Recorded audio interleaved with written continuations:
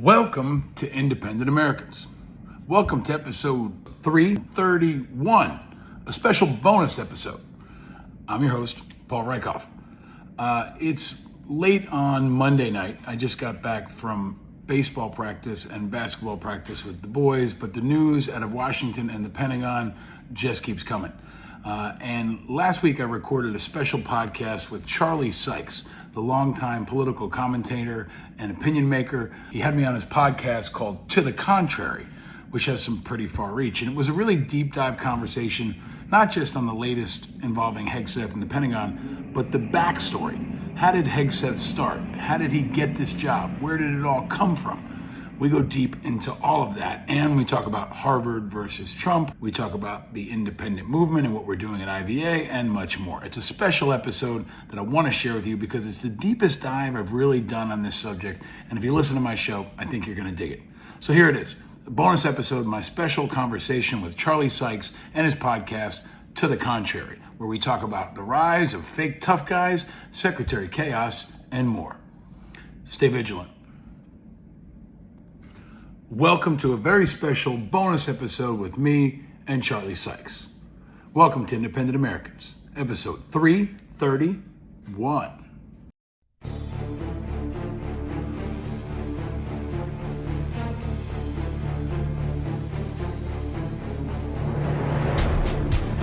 Welcome to this episode of To the Contrary podcast. I am Charlie Sykes. We are joined once again by my good friend Paul Rieckhoff, the founder of the Independent Vets of America and the host of the Independent Americans podcast. Paul, thanks for coming back. Good to be back with you, Charlie. Happy spring, I guess, right? Well, we are working on that. So, I mean, this has been a rather amazing week. As you and I are speaking, it looks like Donald Trump has blinked once again on the trade war, the on again, off again trade war, and very anxious to tell people, no, I am not going to fire Jerome Powell. I wasn't really thinking about that. And of course, the markets, which had been crashing, leap once again. Another indication about how trillions of dollars are being moved by the whim of one man who clearly does not have a plan. Also, and I, as you know, I don't engage in irrational exuberance, but in my newsletter yesterday, I did make the point, look, you know what, at times like this, we really find out who has guts and who doesn't, who stands up and who runs for the tall grass. And I'm kind of surprised at some of the folks.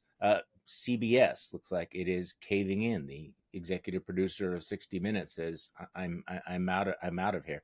At the same time, universities who have been, keeping their heads down, all these university presidents, they're pushing back. And I guess maybe the lesson is, that many of them were thinking we're too afraid to fight Donald Trump.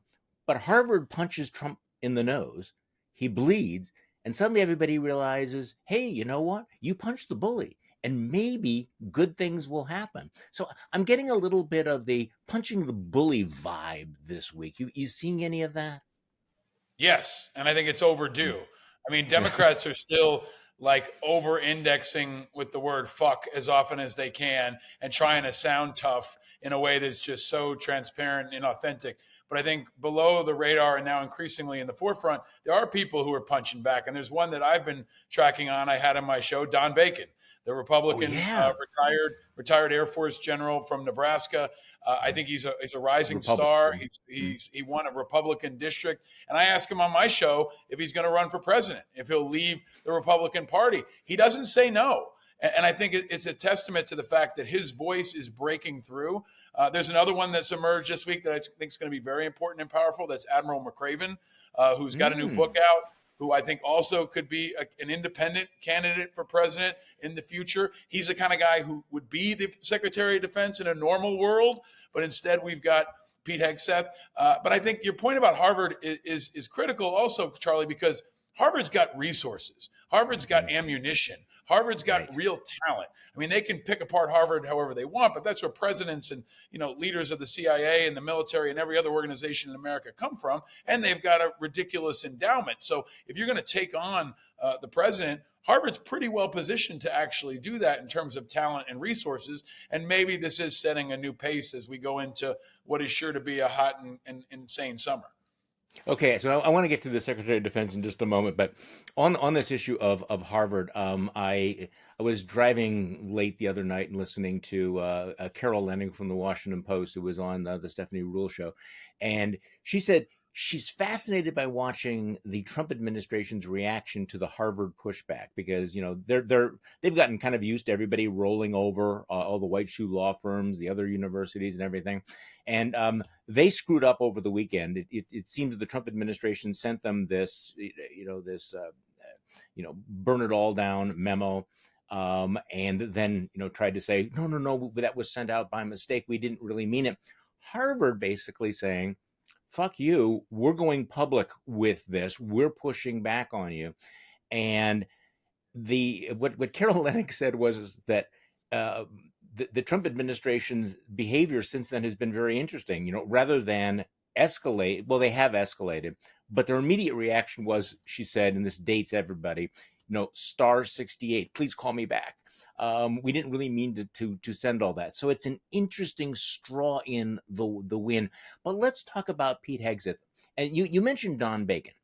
And Don Bacon, who is the one Republican in Congress who is saying this is ridiculous, this is absurd, the guy's an amateur, he should resign. He brings a certain amount of clout to this as a retired Air Force general. But as far as I know, as you and I are speaking right now, Don Bacon is the only Republican in Congress to be talking about this. I mean, this has been a story of the year, right? How Congress has basically turned itself into potted plants. So it does not look like they'll push back. But let's talk about Pete Hegseth. You know a lot of these guys. So let's just dive into this. I mean, how toxic and bizarre is what's happening in the Pentagon now?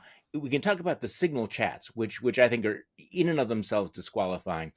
But the chaos, the finger pointing, the backbiting, I mean, I don't know that anybody's ever seen anything like this. You watch it more closely. Your take. We have never seen anything like this. This is absolutely true. Sloppy and incompetent is what I've been saying since before he was even confirmed. And chaos is the result of that. But I want to go back to something if I can. Yeah. They're also full of shit, Charlie. And that's what's starting to come apart here, too, because as they attack Harvard, Harvard's also the place where Tom Cotton came from, right? Pete Hegseth can rail against the Ivies. He went to Princeton. Okay. He played basketball at Princeton. So I think there's a part of this that was about the look and the feel and the casting. Performative. And now America's starting to realize that they don't actually like it. And that's true with Kristi Noem standing in front of prison cells, which is like 2025 Abu Ghraib all over again. Yeah. They don't like Pete Hegseth with his tough talk and his sloppiness. And they don't like Kash Patel not being at the FBI and handling the ATF and instead hobnobbing with Dana White at UFC fights. So I think authenticity is really, really important, especially right now in American politics. And it's something that they won on, but a lot of it was fake authenticity. And there's no place that pulls apart bullshit faster than our national security world, our enemies, and the Pentagon. And the Pentagon is just such a fantastic and efficient and effective and non-political organization that when you stick somebody like Hegseth, who I warned was not just incompetent and sloppy, but the most politically radical and the most political Secretary of Defense we've ever had, this is what happens, right? And all the bad things about Trump world where people don't really have loyalties to anything except themselves and their self-interest, that they're not experienced, they don't know how to work in bureaucracies, they've never really been scrutinized and vetted before. All that's coming together around not just Pete Hegseth, but his second and third level. You've got people who've never worked in the Pentagon, who aren't former flag grade officers, who don't have relationships with the people that they're trying to manage. So if you had somebody like an Admiral McCraven, or if you had even a Tom Cotton, right, who had been in the Senate, who knew the people in the building, you'd have a very different situation. And the most important thing to remember, Charlie, is I know folks are feeling Social Security threats. I know you're seeing the market. But remember this, Pete Hegseth has the nukes. Right? Pete Hegseth and his gang of sloppy, right? And you have to remember that any given day, there could be an engagement with Iran. Things can go sideways with an ally. Putin can escalate. North Korea is firing off missiles. American troops are all around the world and could be targeted. And it's Pete Hegseth that's going to get the phone call. So I think we do have to remember that is how high the stakes are. And it's more important than everything else. right? Outside of Trump himself and whether he's got his finger on the button, what's happening at the Pentagon can't just be dismissed as some kind of like, Washington, D.C. normal drama. This is absolutely critical and endangering our national security every day because we didn't have a chairman of the Joint Chiefs for about 3 months. We had all the senior leadership that was actually purged. And it's kind of getting twisted now where some folks are saying these people who worked close to Hegseth were purged. This is very different. The actual purge is continuing to happen. Right. And that's with the moving generals. people who are not loyalists to Trump and Hegseth across the military. People like the colonel in Greenland who spoke out against J.D. Vance for his charade of a debacle in visiting Greenland. It's people like all the senior JAG officers, the legal officers at the Pentagon.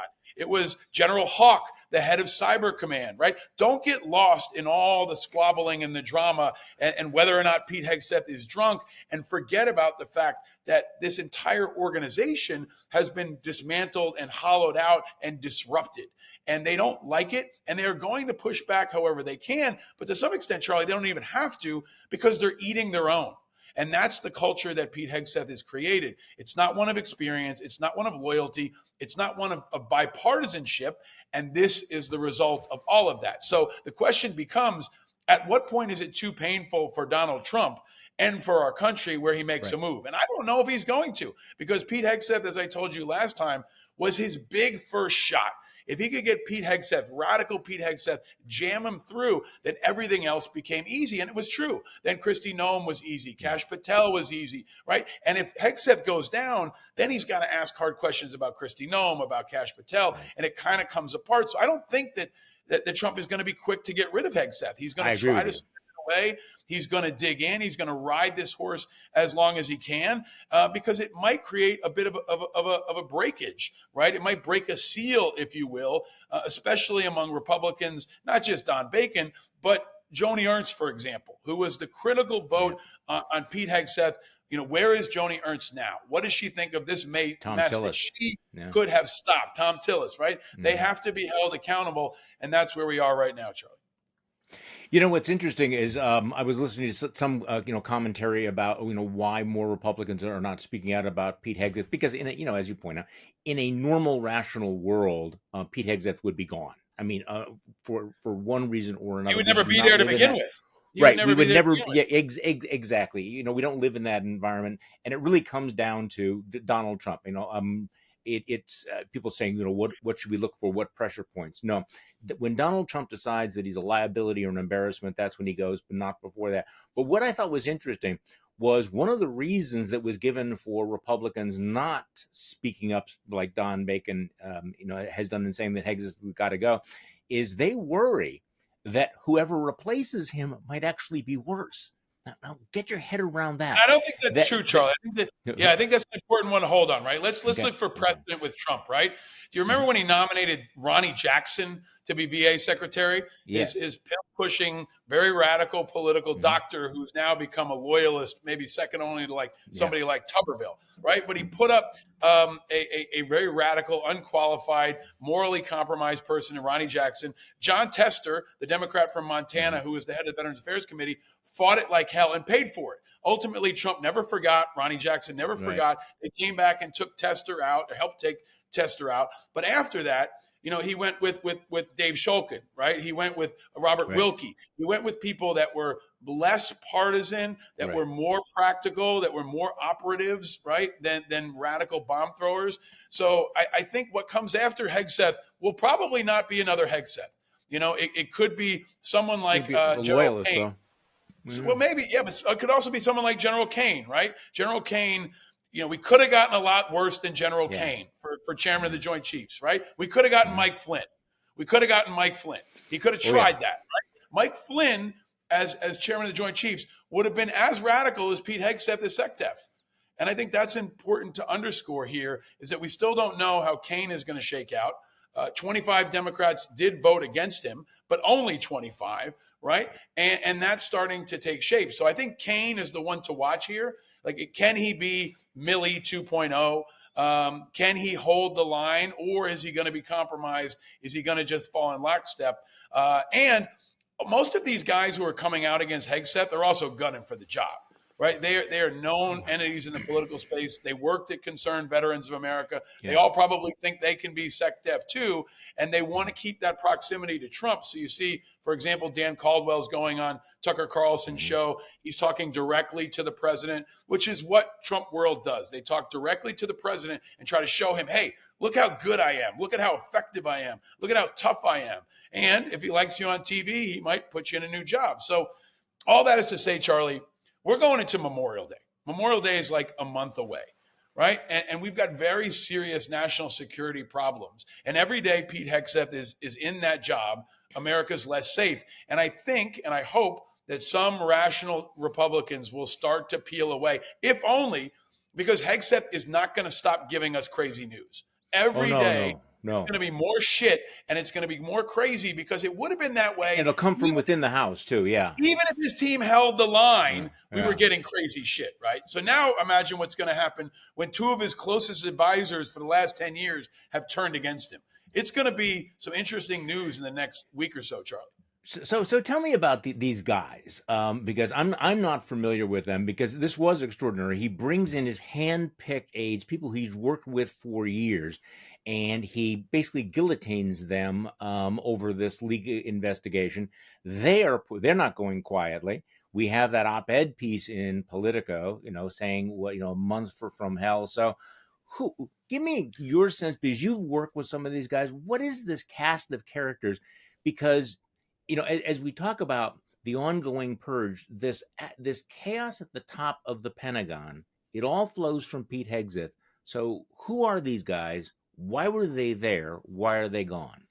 So I think this all has to go back to the Pete Hegseth origin story, right? Where does Pete Hegseth come from? And I co-authored an op-ed with Pete Hegseth many, many years ago when he was much more moderate. He wasn't in Trump's camp. He was much less radical.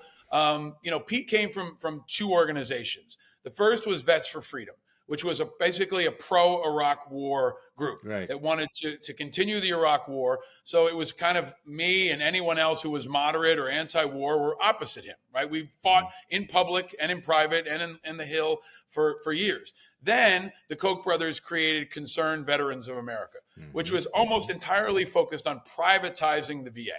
Right, saying that the Department of Veterans Affairs is a failed agency, therefore it should be privatized. It was a very ideological, politically radical view to basically rip the VA down to its studs, send it out in the private market, and make it a proof of concept for how the larger government should be privatized. So it was actually kind of like a blueprint for Doge. Right? Yeah. Like all the things that they're doing now started with CVA, and that was tens of millions of dollars to create an organization and create this entity that had Pete Hegseth on top, which then he also used to go to Fox News. So even when he went to Fox News, you'd have him at Fox News, and then you'd have guys at CVA on Fox News. So they basically would be interviewing themselves about the VA for probably 5 years or more. That's where Dan Caldwell comes in. Darren Selnick was another operative in that group. John Alliott, who's the spokesman who wrote the op-ed in Politico, he's adjacent to that world too. He was Robert Wilkie's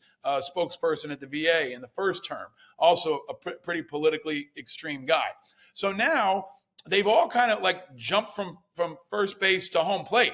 Right? They were working in the veteran space. They were doing battle on cable news with guys like me and moderates and Democrats. And then they end up literally in the circle at the Pentagon, which is not something we ever would have imagined, Charlie. I mean, when the Koch brothers cooked this up and put somewhere over $100 million into this effort over a decade ago, I think they were reasonably hoping maybe they could make change at the VA.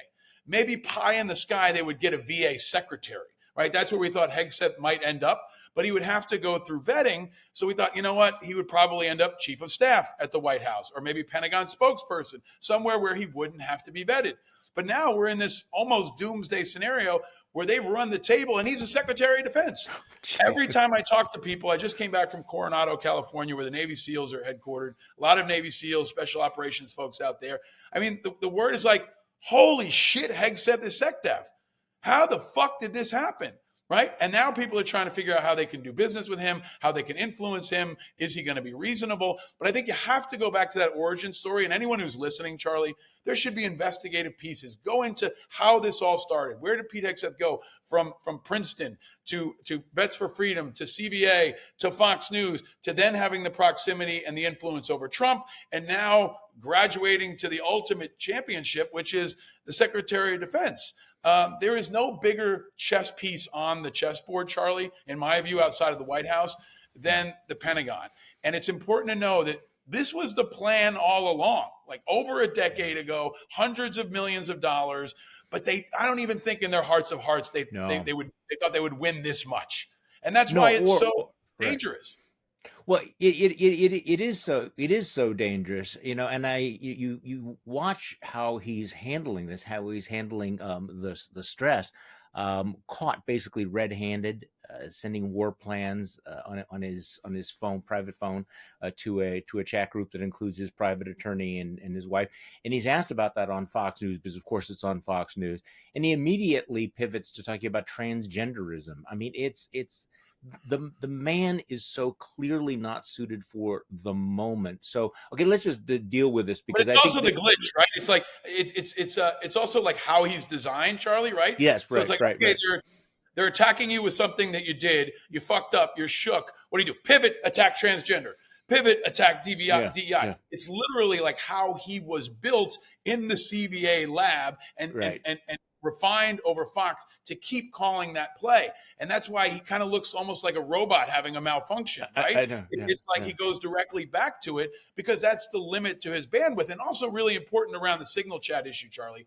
This is what happens when you don't have trusted senior military leaders around you, right? People who say, hey, sir, why the fuck do you have your phone out right now? Yeah. Hey, sir, is that your civilian phone? Right? Why are you using that? You shouldn't be doing that. You usually have a group of colonels who are non-promotable around you who will always tell you the truth, who will always keep you accountable. And this is what happens when you don't. And I want to, again, emphasize, Charlie, remember, if they're not telling him not to go off his personal phone, they're not telling him, I don't know, to have a meeting with Elon Musk about China. They're not telling him not to take a strike or to go around a policy or to commit a war crime or to engage an enemy target. It can be so much worse than just spilling operational security secrets on Signal. And I think we're going to find out in the next couple of days, it's probably been worse.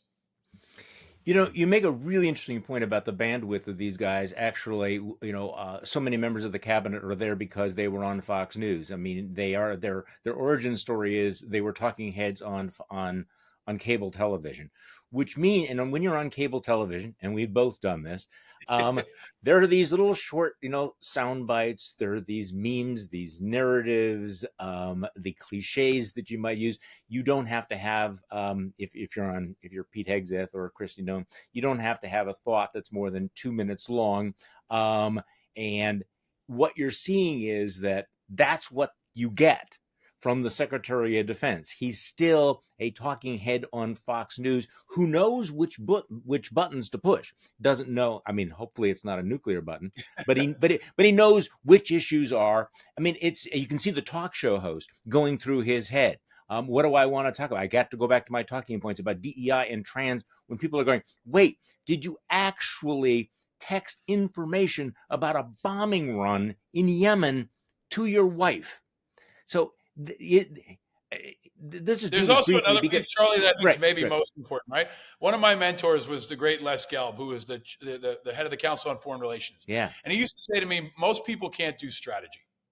Most people can't do strategy. And what you see here with Hegseth is he can't do strategy, right? He's not Bob Gates. He's not Mike Mullen. He's not Dick Cheney. Right? He's not a person that has spent his life executing complex plans toward a long-term goal and overseeing the execution and the management and the leadership around those things, right? If you want to do something like expand into Europe or take on a strategic threat like Russia or confront 3 enemies at one time while you have domestic unrest here at home. Strategy is about putting the pieces together and thinking about not just what's happening, but what's happening next and having the ability to communicate that. And he doesn't have that. Noam doesn't have it. Kash No. Patel doesn't have it. But there is a broader strategy, and Bannon and others who have this strategy to take over the government, Right. to rip down the studs. And this is where I'm going to challenge a lot of the liberals that I see on MSNBC. Mm-hmm. It's not about the tax cuts. People keep saying, oh, it's just about tax cuts. That is too dismissive. It is too small. It is not about tax cuts. It's about taking over America. And it's about using that as a lever to take over the world. Okay, it's not just about the tax cuts. The tax cuts are just part of the strategy to ensure you get the support from the people who are impacted by the tax. Yeah, they're more like they're more like tactics. Yeah. No, I completely agree with you. That's kind of like the atmospherics. Republicans cut taxes. They have always done that. But guys like Russ Vought are really focused on something very, very different. And the MAGA base is animated by a lot of other things. So again, these are some folks who I don't think have paid attention to all of it. Okay, I'm sorry. On the Signal chat, the reason why I haven't spent much time talking about it is because it seems so black and white to me that there's no question you're talking about classified information. It is the worst imaginable, almost a cartoon version of a security breach, where a general gives you specific, like the planes are taking off and this is where they're going, and this chode turns around, cuts and pastes this, and sends it to his friends and family. And he said, well, no, I didn't do anything. It's like, no, come on. No officer at any level of the Defense Department would be able to do something like this and have their career survive. None, right? I mean, this is not a hard question, right? I mean, I'm not... Correct. But I think it's important to not echo their language in the way you challenge it. Because here's the most important question to ask. Did you disclose anything that could have gotten anyone hurt? Right. If the answer is yes, you're wrong. Yeah. Whether it's a war plan or it's classified or its degree of classification, everybody learns at the most basic level of the military, loose lips sink ships. Don't put anything in your letter home to mom or your email to your girlfriend that could potentially get someone hurt and killed. Yeah. And if Pete Hegseth had to answer the question, is anything that you disclosed something that could potentially hurt or kill someone? The answer is obvious. That's why that's the question that needs to continue to get hit on him, on Trump, on anyone else who wants to try to blur the lines and play a rhetorical game or categorizing the language. This is very fucking basic. Very, very basic. And you got to challenge him on that part. Yeah. I mean, I sort of remember the historical cliche from World War II that, like, the worst thing that you would do would be to write the letter home to mom saying, I'm on a troop ship that is leaving Brooklyn on May 1st at 10 o'clock in the morning. No. You do not ever say when the ship is leaving. And here you have Pete Hegseth, on his phone going, the bombers are taking off at this time. Like, no, this is almost, it is class. Okay, so you've touched on and this important to note, Charlie, I've saw McCraven and other people have been really good on this in the last couple of days. I'm going to encourage everyone to listen to everything McCraven says. Listen, if Mike Mullen starts to speak out, listen to him. Listen to these people who deal in this world and also have an ability to articulate it very effectively, very clearly. Somebody like Admiral McCraven, Mike Mullen, they're used to going on Meet the Press, but also explaining it to a 19-year-old private. And that's a really, really unique talent, but it's important right now. And it's important to emphasize the Chinese have it too. And the Russians have it too. And imagine what else they have on Pete Hegseth and any other number of people around him that were also exposed by him. Because I've emphasized this before, Charlie. Every single member of the cabinet that was on that signal chain is wrong. They were wrong for even being on it. And there were no active duty military people on there. Because if there were, they would have said, hey, everybody, why the fuck are we on here? Let's get off here. So it's a culture of sloppiness, but it's also a culture of vulnerability, and it's bigger than them. So be careful about rooting for them to go down, because when they go down, our security secrets go down, and our entire country is less safe. No, and it's important for these the generals and the admirals to speak out, because the people who are serving in the military cannot do so, right? They need to be the voice of the people who are, like you were, talking to, or going, how the hell can Pete Hegseth be the Secretary of Defense? So what is the mood? What are people within the military who know they can't push back politically against any of this? How are they reacting to this? How are they? Because before the election, I think there was a sense that a lot of people in the veterans community, in the military, thought that Trump would be their guy, that he would have their back. Obviously, that's not true. But What is the reaction in the rank and file, and I also mean, in the officer corps, to the purges and to the insanity? What do you hear? Most people in the military are professionals who want to serve and they don't want to get involved in politics. Right now, there's always going to be a percentage Yeah. of the military that's Mhm. just like America. Like most of the military is like America. You're going to have people who watch Fox News and love Donald Trump. You're going to have Yeah. people who watch MSNBC and love, Rachel Maddow and Mhm. Hillary Clinton. That's a part of our society. But they understand when they cross that line and go into the military, a level of professionalism is expected. And I think what I see most of all is that they feel like they are spending so much time focusing on internal shit that they can't focus on the actual job, which is the Right. external shit.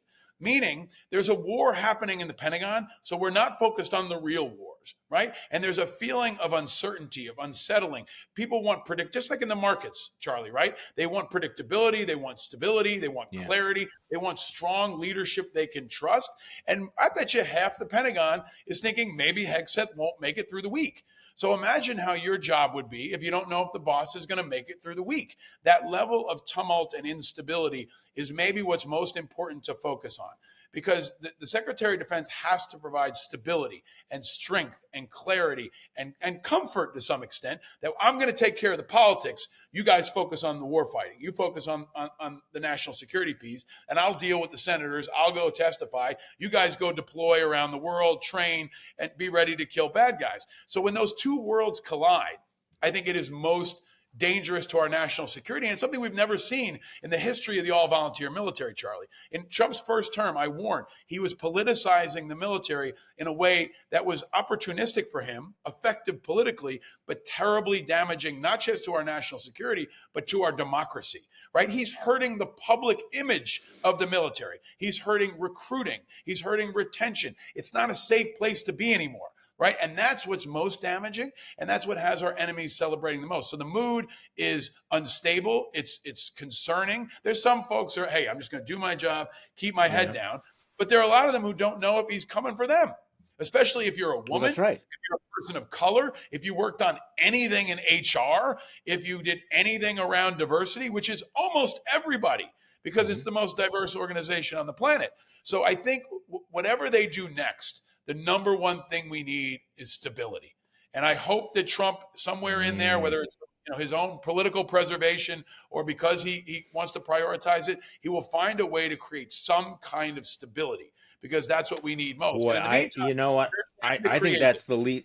I think stability is the least likely scenario because, among the things that are still out there, Donald Trump is itching to invoke the Insurrection Act. I mean, he's got a deadline. He's got to decide whether to invoke the Insurrection Act on the border. Not clear that he's going to do that. Things have calmed down there. But one of the reasons why he has these loyalists like Pete Hegseth in place is because he doesn't want anyone to say no. If he does invoke the Insurrection Act, which he wants to do, if he wants to invade Greenland, he does not want some general saying, Mr. President, we cannot invade Greenland. So, I don't think that stability in any part of the government is on the bingo card for Trump. He likes the chaos. He likes the fear. I think that's right. But I will also say this: Trump is on strategy. Trump had a strategy. Trump had a timeline. Trump had goals, and if anything, he's ahead of schedule, right? And what's fucking it up is Hegseth right now, right? Hegseth is fucking it up. Hegseth got through first. Things were looking good. We got rid of the chairman with Joint Chiefs. We got rid of all the officers. Things were kind of flying. But right now, Hegseth is fucking up their momentum. And he's fucking up what had been the most successful part of their strategy so far. And as I've continued to emphasize, everything they do at the Pentagon and Department of Defense is the model for everywhere else, right? They're going to ban books at the Pentagon first. They're going to remove trans people at the Pentagon first. They're going to remove abortion access at the Pentagon first. They're going to try to tackle migrants with the Pentagon first. They're going to rip through the contracts and the budgets and find ways to profit at the Pentagon first. So when your lead element is getting sidetracked, it cascades across this. But I want everyone to understand, even with these fuck-ups, Trump is ahead of schedule on the Pentagon. He is. And he's doing well by his standards. And don't dismiss that. Don't underestimate it. And keep in mind that he can do things like tonight, he could drop bombs on Iran. He could do things like deploy more active duty to the border where they now have arrest authority because he's taken 60 yards or so of land on the border in 3 states where they can now make an exception to the prohibition of active duty troops detaining someone. So now there's a small strip of land on the border where active duty troops can detain migrants. That's a step forward. The Insurrection Act, I think, is not focused on enough, because what it means is he can deploy U.S. troops on U.S. soil. Right? That's the most important thing to understand. He wants to do that. And he can do it for whatever reason he wants, right? It can be because he wants to protect Tesla dealerships. It can be because he says that there's a migrant threat. It can be because he can say that these protests happening every week are filled with Antifa, right? And that's why the Insurrection Act is so important. He got a recommendation back from the Pentagon on how they would execute it on April 20th, 3 days ago. Thankfully, Noam and Hegseth reportedly did not recommend he invoke it now, but he does now have the plan. He has the plan on his desk, and he has the ability to try it any day now. And I think that's what people should focus on. In the midst of all the other drama and chaos, this is one of the biggest, most extreme, most dangerous things, because it means young men and women in maybe the most difficult mission we've ever seen. Iraq and Afghanistan is going to look easy compared to asking a 19-year-old to go down to the border and stop migrants, or even worse, to go get migrants in schools and do things like ICE is already doing, right? So think about the doomsday scenario, or a possible scenario where instead of ICE, it's active duty military. And think about the active duty military who say hell no. Yeah. And think about the division in our military. Will there be some? Will there be some who say hell no? I think there will be. I think there will be some. Will there be a lot? I don't know. But I think we'll also see a wave of kind of Colonel Vindmans who say, I'm not down with this. You know, the ones who can speak out will, retired folks will, but it can also happen pretty quickly. And I think that's what we have to understand, is that, you know, people are often, you know, quibbling and squabbling and whining, and it's already rolling. So we're going to really need our active duty professional military and the folks that are left to hold the line more than ever. But we're also going to need the American people to focus on the right things. And most of all, Charlie, if I leave folks with one thing from this conversation, national security should always be number one, because it's where they have the nukes, period. Remember that. If you're worried about education, Social Security, all that is important, but it's less important than nukes and bombs.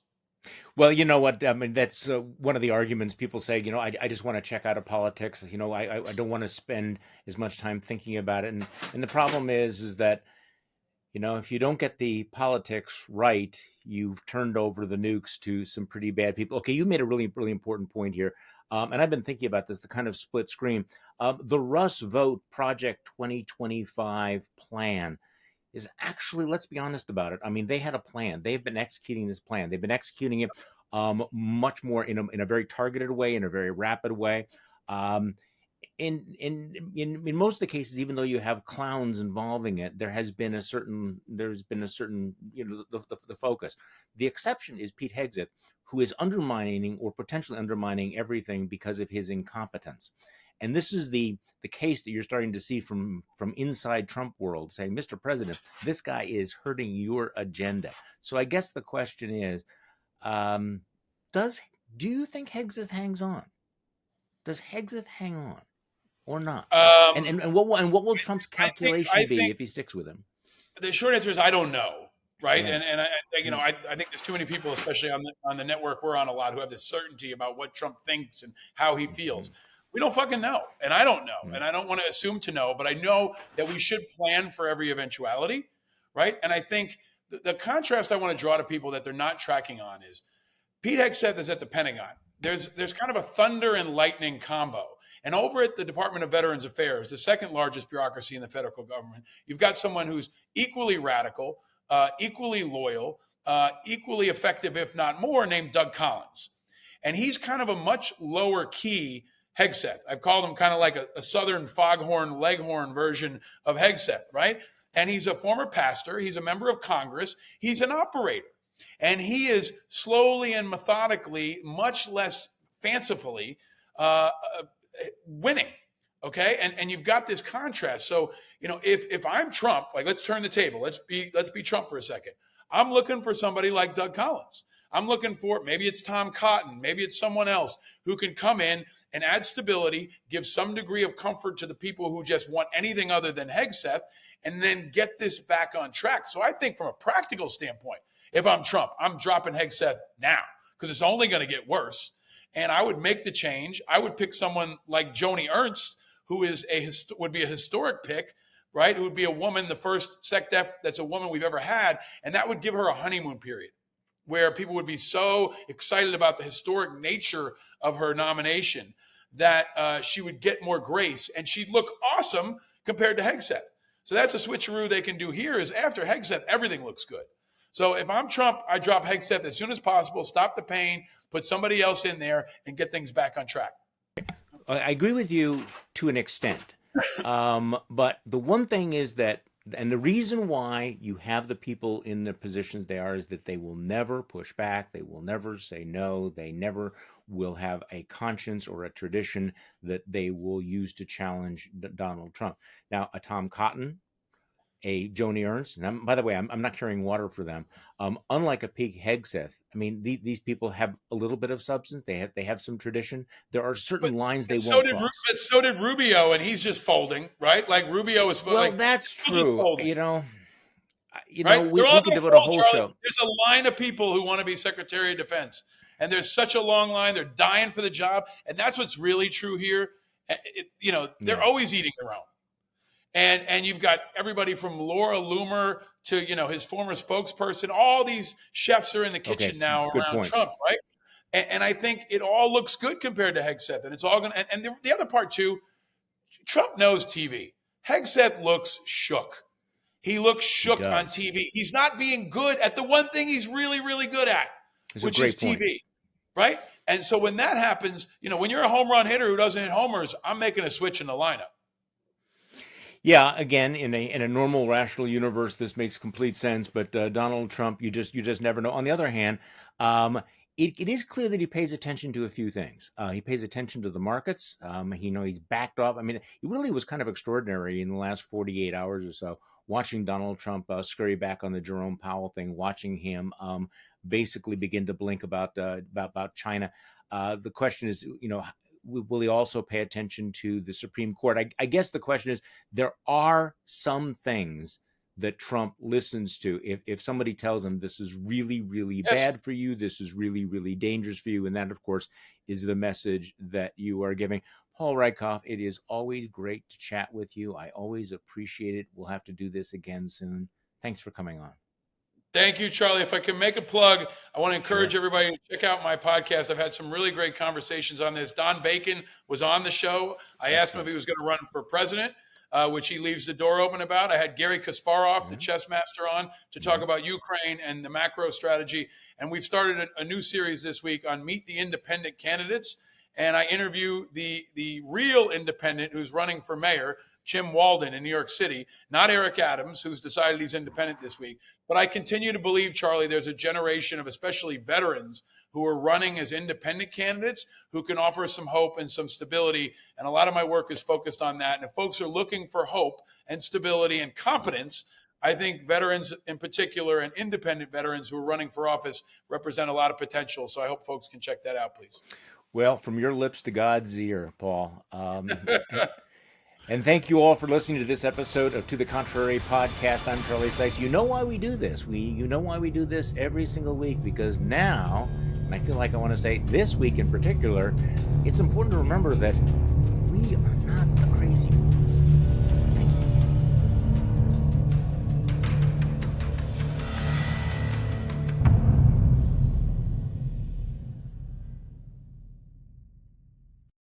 All right, I hope you enjoyed this special bonus episode of Independent Americans. If you like what you heard, be sure to subscribe wherever you're listening or watching right now. Check us out on YouTube, and of course, go to independentamericans.us anytime.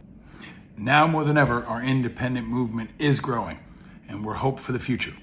Light over heat, country over party, people over politics. Busting up the status quo and creating a new movement. If you enjoyed this episode, please share it far and wide and invite others to declare their independence. And stay vigilant, my friends, because eternal vigilance is the price of freedom. And hope. Hope is still the oxygen of democracy. And it'll help you stay vigilant. And know you're not alone in your vigilance. We're all vigilant, and we're all in this together. I'm your host, Paul Rieckhoff. Thank you for listening. Stay vigilant, America.